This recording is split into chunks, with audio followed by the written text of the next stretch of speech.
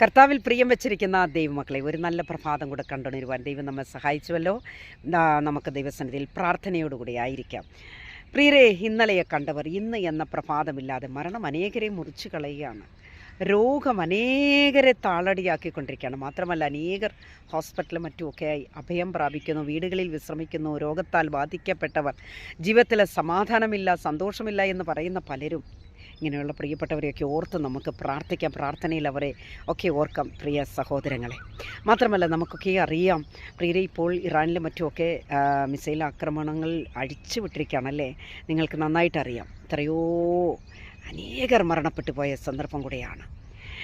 അതുമാത്രമല്ല, പലരും വിശ്രമിക്കുന്നവർ, ഭവനത്തിലൊക്കെ ആയിരിക്കുന്നവർ, ജീവിതത്തിൽ ഒരു സമാധാനവും ഇല്ലാതെ ഏത് നിമിഷവും നമ്മളും മരണപ്പെട്ടു പോകുമോ എന്നുള്ള മരണഭീതിയാൽ കഴിയുന്നവർ പലരുമാണ്.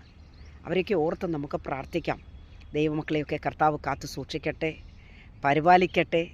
അവിടെ ആ ദൈവത്തിൻ്റെ കരം, ദൈവത്തിൻ്റെ കൃപ അവരുടെ മേൽ ചൊരിയുമാറാകട്ടെ എന്ന് ഓർത്ത് നമുക്ക് പ്രാർത്ഥിക്കാം.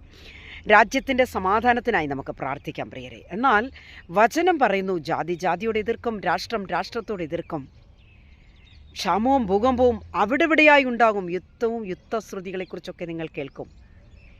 ഇതൊക്കെയും കർത്താവിൻ്റെ വരവിൻ്റെ ലക്ഷണങ്ങളാണ് പ്രിയ സഹോദരങ്ങളെ.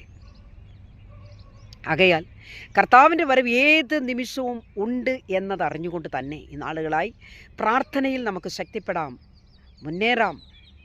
നമ്മുടെ സംശിഷ്ടങ്ങളെ ഓർത്ത് പ്രാർത്ഥിക്കാം, നമ്മുടെ രാജ്യത്തെ ഓർത്ത്, അധികാരികളെ ഓർത്ത് നമുക്ക് പ്രാർത്ഥിക്കാം പ്രിയരെ. കണ്ണുനീരോടെ നമ്മൾ പ്രാർത്ഥിക്കുമ്പോൾ സ്വർഗം ഇറങ്ങി വരും.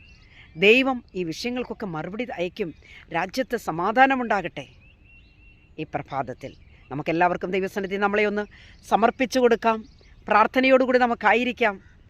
കർത്താവെല്ലാ പ്രിയപ്പെട്ടവരെയും ഒരുപോലെ അനുഗ്രഹിച്ച് മാനിക്കുമാറാകട്ടെ. God bless you all.